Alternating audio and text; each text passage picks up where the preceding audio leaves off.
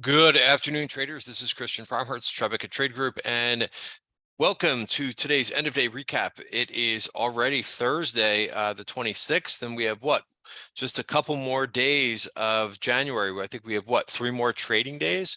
So I'll go over some of the movers for the day. Again, a lot of numbers coming at you with earnings season.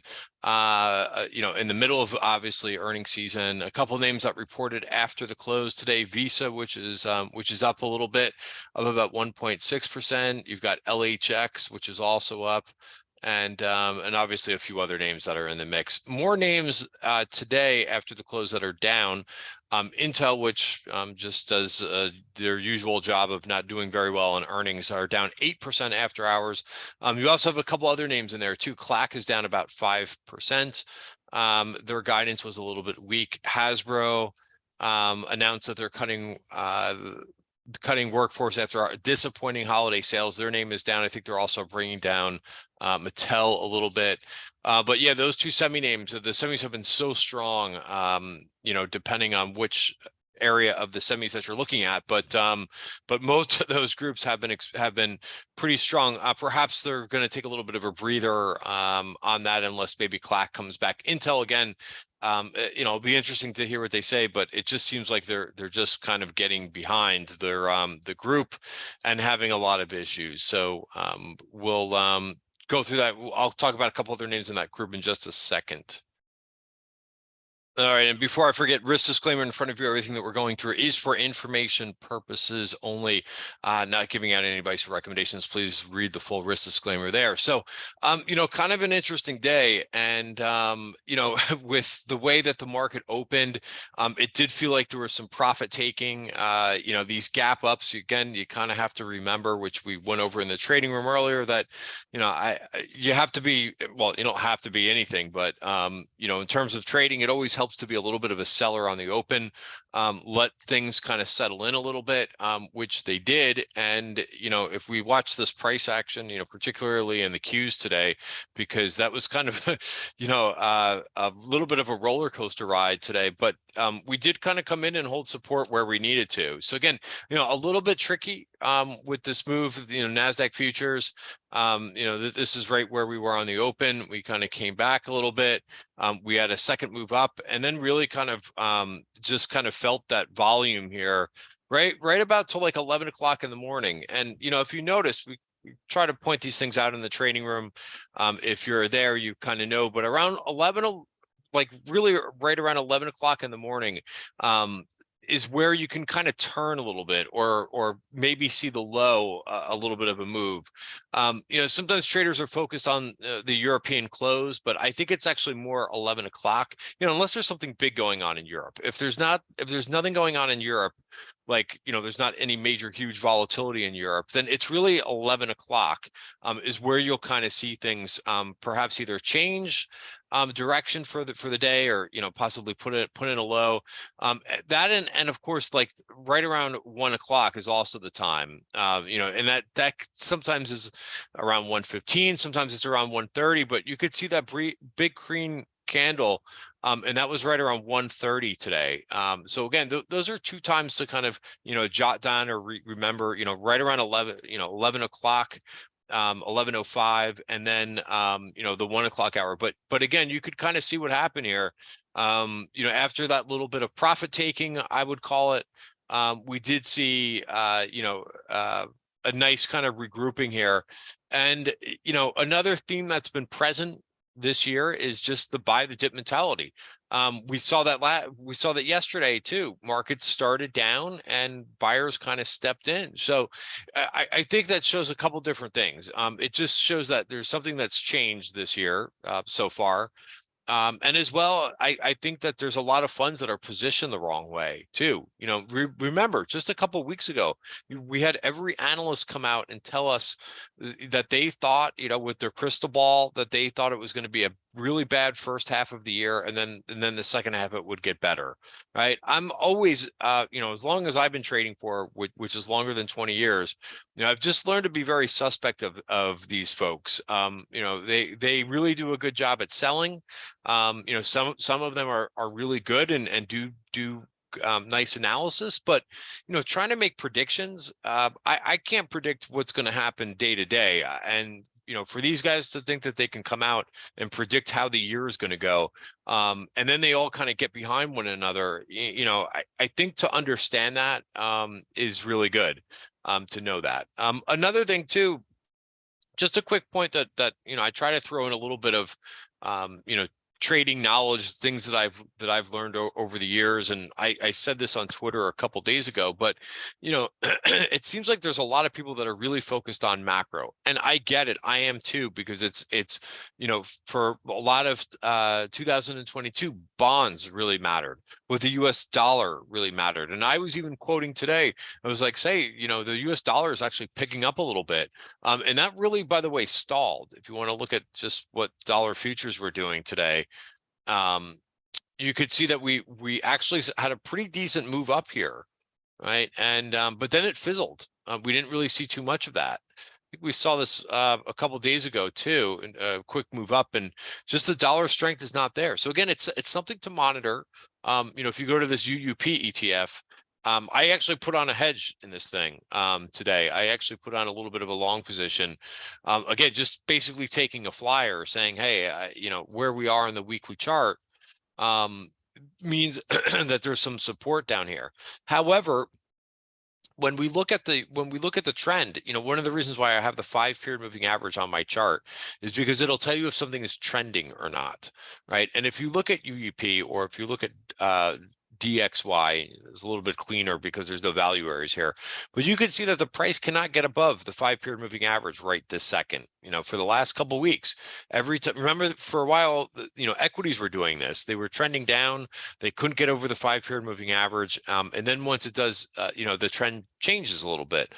But for now, this is trending down. It's also like nat gas. I see a lot of people quoting, what nat gas is up to, right? And it's the same kind of thing. That look at the price stay below the 5-period moving average, right? When something like that is going on, that the sellers are in control. Again, this had a little bit of an up move today, but I'm not ready to go long this thing until it gets above the 5-period moving average, right? Why predict, right? Wait for it to happen. Try not to prick. Again, newer traders, they love to find where they think things can turn, and they look at things and they say, oh, this shouldn't be this cheap. Right. Well, you could have been saying that for, I guess, a couple of weeks in the nat gas futures.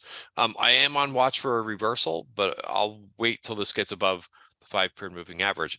I talked about I started to talk about macro, and I didn't really finish the thought there. We're going to get more economics out tomorrow. We're going to get the PCE deflator, which is one of the Fed's big gauges of inflation. Right. So they are looking for this for tomorrow. Now, today we got the PCE, or the core PCE, quarter over quarter, but really this number is the one I think that is in focus. This is the month over month number. They're expecting 0. So we'll see. I keep hearing from people that they think inflation is coming up. I've heard some things about not nat gas, but actual gas prices have been going up. So we'll see if this shows in the data tomorrow. Right now, again, what they're expecting is a 0 reading for that. So again, we won't get CPI for a couple weeks, I believe. But it also kind of, just so that what's on the radar, next week will be, of course, the Fed meeting. That's on Wednesday. So that'll be the 1st of the month, February 1st. And we've got 3 more trading days until then, Friday, Monday, and Tuesday. But yes, lastly, again, I'm kind of beating around the bush with my macro point that I'm trying to make, right? So today was a good example. Like, we had a lot of economics that are coming out, right? It seems that people are always looking for a story about what moved the market. Sometimes it's just about whether there's more aggressive buyers and sellers. Like, for example, today, I don't think that there was a major story that had a sell-off on the open. It's just a little bit of profit taking, right? When you gap up like that, you have to understand, what some of the market participants are thinking, right? Especially after, how much are we up at this point in the year? Let's go through, and I think I actually have that in my spreadsheet. So, but I just want to make sure that I've got this right. But yeah, the S&P is up 5.8% for the year, right? So it should be, yep, SPY. Qs are up 10% at this point. The mid caps are up 7.5%, and the small caps are up 8%. So, this also kind of helps to keep in the back of your mind. I mean, this is a huge rally to start the year, right? At some point, there's going to be some profit taking. I can't tell you when that's going to be, but you might start to see that come in play a little bit here and there. We also have many more earnings reports. All right, so I'm just kind of talking about some of the things that I'm noticing. Of course, the Fed meeting is going to be important. Another thing that I keep getting asked questions, like when we have with the market rallying, like, oh my God, does that change the interest rate expectations, or did something else change the interest rate expectations? No, I mean, right now, again, you could play the game of that you crystal ball what you think the Fed is going to do, but right now Fed fund futures are implying 25 basis points for Wednesday. That really hasn't moved in about a week, right? And then it could be another 25 basis points for the next meeting. But again, note that that's just about it, right? And again, this is always subject to change, right? But this is what the market is currently pricing in. If inflation does shoot up, if one of those readings does shoot up, maybe this will change a little bit. But for now, it's indicating that the Fed is going to move 25 basis points on Wednesday. Yeah, so I'm not going to touch any more of that going out for future months, because again, this will change as more data comes out. What else do we want to, I haven't even talked really about, some of the big movers, but, a couple like just big surprises. I talked about a couple of the names in the semiconductors that are down after hours, but where there was some really interesting results was Steel Dynamics up 10%. All right, this is a name in the TTG trend portfolio. Really impressive move, up 10%. And then Nucor, I mean, also was up 8%. Okay, so I mean, when I see things like this, steel companies. Now, I don't know if and I didn't get a chance to kind of listen to the conference calls. I thought what was pretty interesting was that I think it was the CEO of Steel Dynamics says, I don't know what you guys are talking about with all this doom and gloom. I'm not seeing that, right? In terms of all the recession talk and all that. And he did mention that there were some parts of his business that were soft.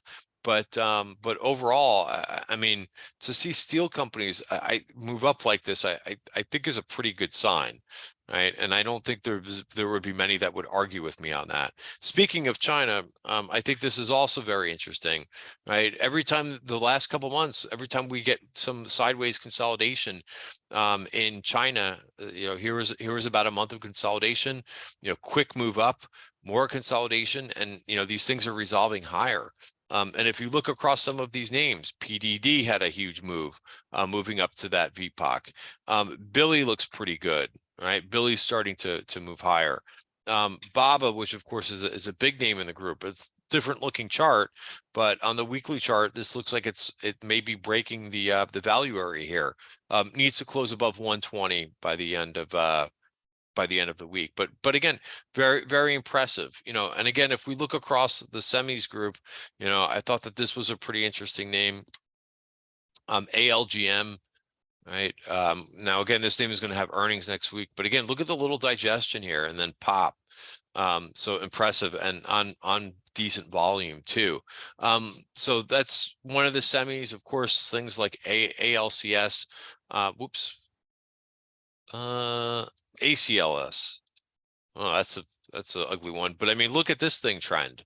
Right? This has also been a name in the TTG trend portfolio. All right. CRDO is a name everybody's talking about, which is a little bit of a different name, but really strong name here. Flipping over to the industrials. Right. Look at United Rentals today, up like as much as the steel names were. So yes, things are at this point getting a little bit heated, but I would say there's a lot of positive things right now. And, I think even if these things kind of come in a little bit, unfortunately, we were looking at the Steel Dynamics chart yesterday, and I was saying I really liked it, but I wasn't going to buy it, in my, my trading account. But, really nice move. CMC was a name that I've been holding. This was up 4% today. Really nice mover. The energy group, right? Just kind of covering, some of these groups that are showing that to me are pretty interesting. The two big holdings, which I've covered these in the past couple videos, Schlumberger, which again had great earnings. Right, they're moving higher again. Funky looking candle there the other day, but you could see it hasn't even returned back to the ties from earnings. I think this one can still go higher. Halliburton too kind of joined in. Right, this is another company and the second largest weight, I believe, in the OIH ETF. Right, I think we talked about this in yesterday's video. I thought this one could bounce today, up 2.4% for the day.